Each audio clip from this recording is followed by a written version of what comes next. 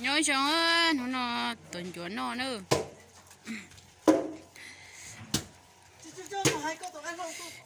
tôi coi chợ tuổi ha chuẩn chụp vào lưới á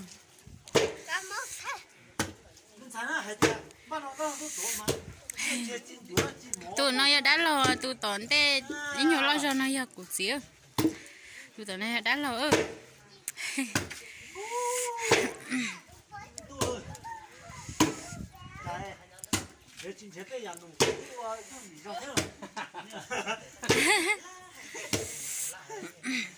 dạ nó thế giờ dạ nếu tao xưa là phơ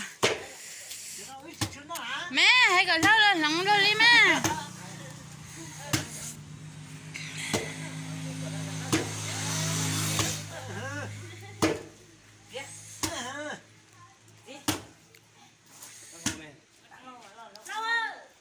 tụi nó chỉ tụi bảo ơi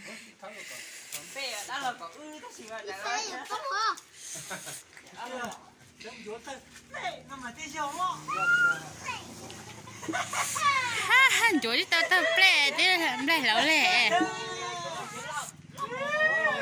nóng rồi đi ý là tuổi ý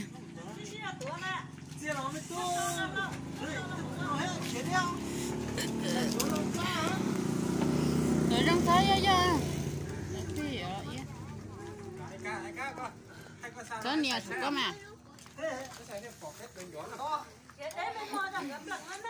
tuổi trong hai lứa ha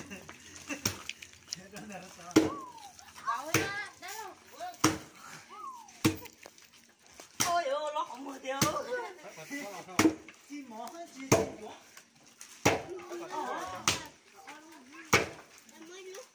mình này rồi giờ chúng ta tay làm luôn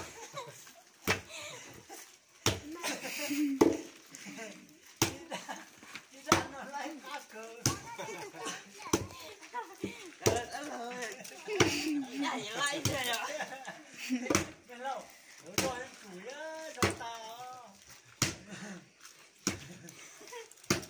ôi thật à lâu nói mình nào lo được cái mỗi nhỏ lúc đó không được cái này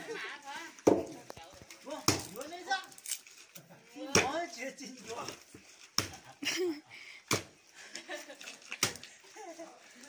nhưng mà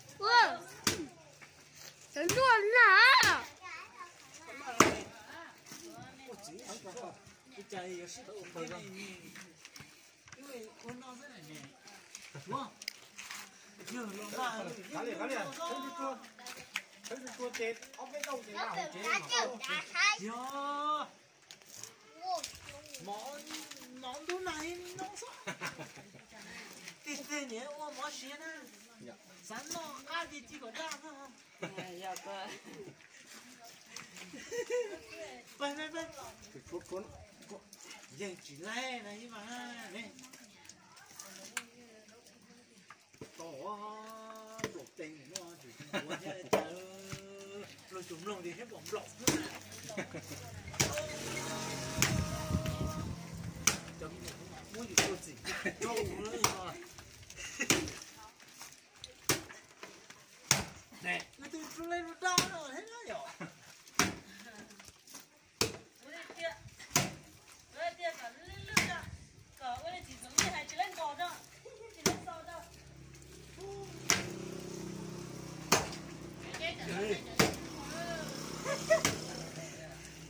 sao thế chơi chuối nó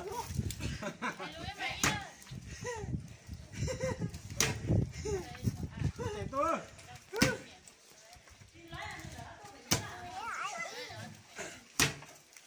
Có thể tung ba ư? Thảo khổ ư? tôi chắc tao tôi lúc cho nó là một chuyện đó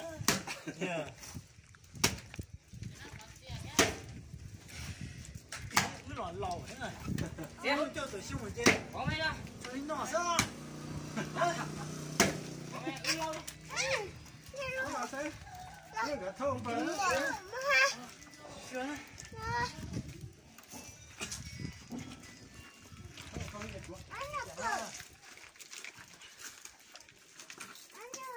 tôi cho nó tức lòng Đúng rồi.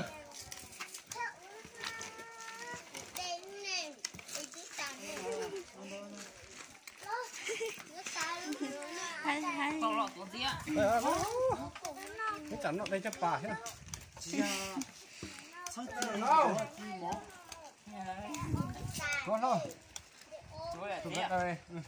Không nào không chết luôn. thấy không đâu đấy Cắn nhau tôi đâu?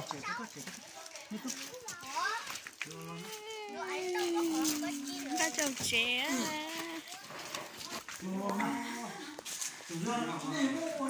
rốt tiền nó máu